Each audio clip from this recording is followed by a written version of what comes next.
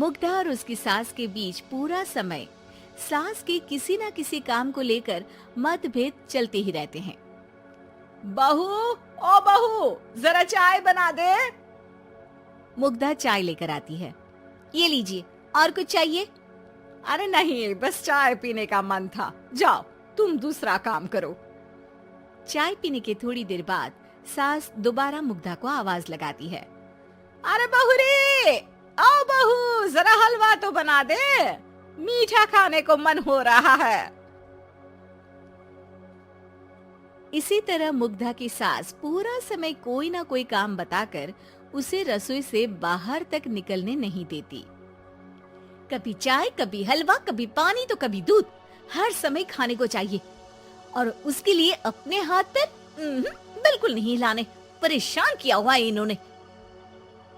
सास की जबरदस्ती परेशान करने की आदतों से दुखी मुग्धा एक शाम सचिन के साथ अपने कमरे में बैठी हुई बात कर रही होती है। सुनो जी, मम्मी जी की ये जानबूझकर मुझे परेशान करने की फरमाइशों से मैं बहुत फ्रस्ट्रेट हो चुकी हूँ। पूरे दिन में एक सेकंड का आराम नहीं मिलता। रसोई से बाहर कदम रखती नहीं कि बहू ये बना दे, बहुरी वो बना दे। अरे इनकी फरमाइशें चलती ही रहती है।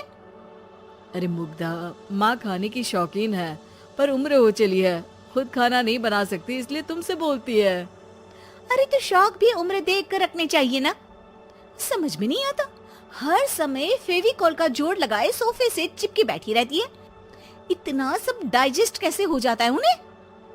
अरे तुम मेरी माँ से इतनी नफरत कैसे कर सकती हो? मैं उनसे नफरत नहीं करती जी, बस परेशान हूँ। जहाँ मुग्धा अपने पति से ये सब बोल रही होती है, वहीं उसकी सास भी कमरे के बाहर दरवाजे से कान लगाए सारी बातें सुन रही होती है और अगली दोपहर रसोई में मुग्धा के पास जाती है। बहू, आज ना मेरा कुछ मसालेदार खाने का मन है। तो चाय बना दो, मुझे बहुत पसंद है। अरे ना, ऐसा कर लिट्टी चोखा बना ले। और हाँ, जितना मसाला बातों में मिलाकर पति को सुनाती हो ना, सब्जी में भी वैसे ही डाला करो, खाना स्वादिष्ट बनेगा।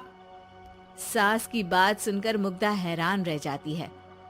मतलब अब पूरा समय मुझ पर हुक्म चलाने के साथ बंद कमरे में हुई पति पत्नी की बीच की बातें भी सुनती है? अरे बात जब मेरी थी तो सुनने में क्या दिक्कत है? ये कहकर सास वहां से चली जाती है। अरे अब तो हद पार हो गई, इस तरह से तो ये मेरा जीना मुश्किल कर देंगी। मुग्धा सास की हरकतों से परेशान उसका हल सोचने लगती है और इसी तरह कुछ दिन बीत जाते हैं, जिसमें सास का जन्मदिन आता है। मुग्धा बहुत खुशी के साथ अपनी सास को एंड्रॉइड मोबाइल गिफ्ट करती है। मम्मी, आपको सबसे बात करने के लिए बहुत दिक्कत होती है ना, कभी सचिन तो कभी मुझे बोलना पड़ता है, पर इस मोबाइल से आपको कोई दिक्कत नहीं होगी। एक जगह बैठे बैठे बहुत कुछ कर सकती हैं अब आप। मोबाइल देख सासू माँ खुश हो जाती है, पर उसे इस्तेमाल करना तो आता नहीं, इसलिए साइड में रख देती है। जिसे देख मुग्धा घर का सारा काम छोड़ मोबाइल सेट कर सास को इस्तेमाल करना सिखाने लगती है, जिसके बाद अब सास पूरा समय मोबाइल में ही लगी रहती है। हाय, जब से मम्मी को मोबाइल मिला है मेरी लाइफ में कितनी शांति आई है। अच्छा है, इसी तरह बिजी रहे तो मैं भी सुकून की जिंदगी जी पाऊंगी। अब मुग्धा जब मन करे काम करना, जैसा चाहे वैसा खाना बनाकर खाना, पूरा समय रिलैक्स और खुश रहने लगती है। क्या बात है, आजकल तुम बहुत चहक रही हो। अरे मम्मी जी से छुटकारा जो मिला है, अब ना फरमाइशें ना छुप छुप कर बातें सुनना। अच्छा, तो मोबाइल गिफ्ट करने की ये स्कीम थी।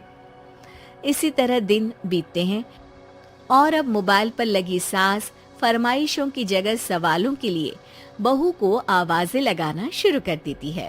अरे बहू सुन तो, देख जरा किसी का फोन क्यों नहीं मिल रहा?